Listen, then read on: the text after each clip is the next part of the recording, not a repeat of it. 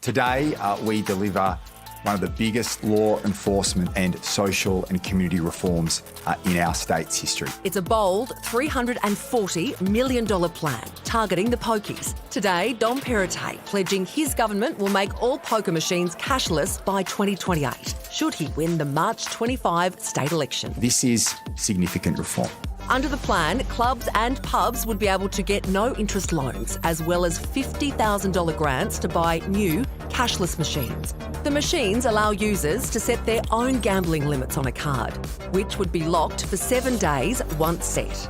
There's another benefit too. To eliminate money laundering in pubs and clubs across our state. With a recent New South Wales Crime Commission report revealing billions of dollars of dirty money is being cleaned through the machines, new cashless machines would also work to combat this. It fixes problem gambling.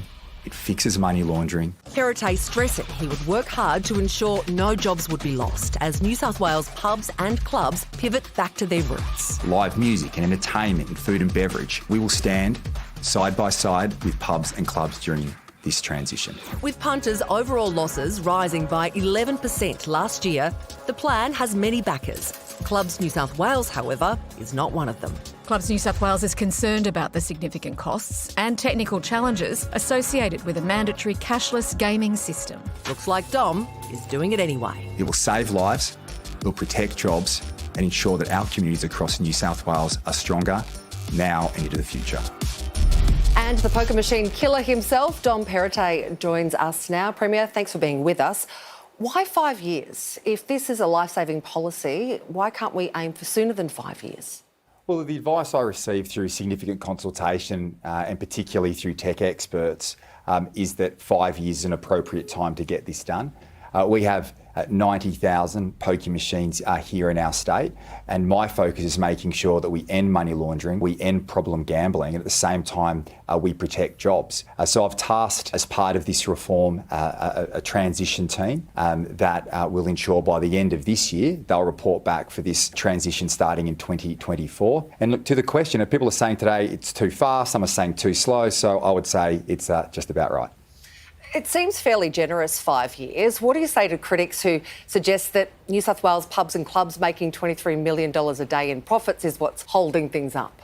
Well, I would disagree with that. I mean, this is important reform that's been sitting in the too hard basket in our state for way too long. We have more pokie machines in New South Wales than anywhere in the world outside of Nevada. We have people putting their life savings, families being broken, criminals are laundering money down pokie machines. Now, my responsibility as Premier is to speak to experts, harm minimisation groups, as well as industry to make sure I do it in a way that works. And I believe the approach our government has taken today has been well thought through, and ultimately it will achieve the outcome. And that outcome will be for generations to come. We will reduce family breakdowns from problem gambling. We will stop money laundering occurring in our state, and ultimately we'll have a thriving industry as well. And that's what I'm focused on delivering. I don't think anyone would defend money laundering or problem gambling. Unintended consequences is an issue, though. So, whatever you think about poker machines, they are a big part of the financial ecosystem in New South Wales and other parts of the country. NRL clubs, for example, rural communities,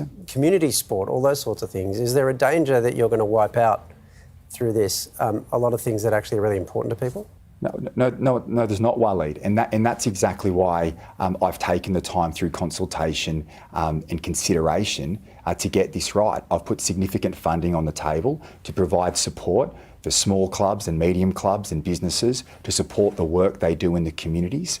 There's a regional support fund available as well. And the other grant we provide is a diversification grant for up to $50,000. So what that will do is help many of our businesses invest in live music, entertainment, sport. We've put a significant funding package on the table. We are taking the time to get it right. But ultimately, if you don't put an end date in legislation, you will never have reform, and we will literally have small trial after small trial and no progress. Now, as a former treasurer of our state, I found it completely wrong that we were profiting off other people's misery. We want to do this in a way that works for pubs and clubs across our state. And during the dark days of the pandemic, I stood side by side and worked very closely with all our pubs and all our clubs so that no jobs were lost, that every pub and club stayed open. And my commitment to them during this process is I will do exactly the same again. This is about supporting the industry, supporting jobs, and at the same time solving one of our biggest social ills in our state, and at the same time stopping criminal activity. We can do both. On to some sort of world news we've seen recently. We saw New Zealand Prime Minister Jacinda Ardern stand down to spend more time with her family. You have a big family, 7 kids. We often ask this question of women, but my question is, can a man in politics, a father, a working father, really have it all? It's bloody tough. It really is.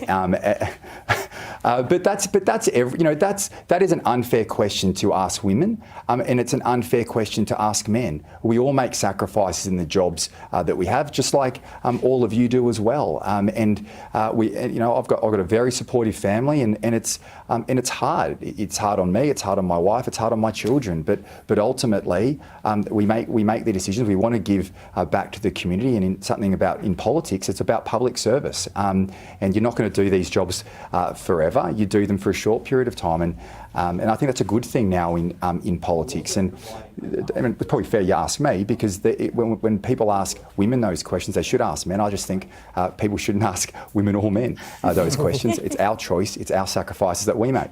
It's annoying, isn't it? And not your fault. Well, because it's hard, right? Like these jobs are difficult, and and it's hard knowing what you miss out on. I mean, my son went camping on the weekend with my father, and I was at work both days on the weekend finalising this policy. Those times you never get back, and that, and that's sad. But and they're the sacrifices that live with you. So when you get asked those questions, you are reminded of the sacrifices that we make to do these jobs. Not just me; it's my entire family. So Premier Perrottet goes to work. He blows up the Pokies. Do you go home then and change nappies as well? Yeah, I do my bit, I think. There are probably different perspectives on that, but I get up early and get the lunches done, and you just got to make sure. The biggest thing for me actually in this job is making sure when I get home I switch off. Dom, it is a busy time for you. The election is coming up. I've checked the odds. Sportsbet has you as an outsider at $4.50. Labor's at $1.18. Pretty tasty odds. What do you reckon? Should the people have a flutter? Jump on the coalition. Okay, there you go. Presumably that's not problem gambling. All right, certainly not. Just don't bet over your head. Yeah. But it's a good bet. Premier, thanks so much for your time tonight. Thanks so much.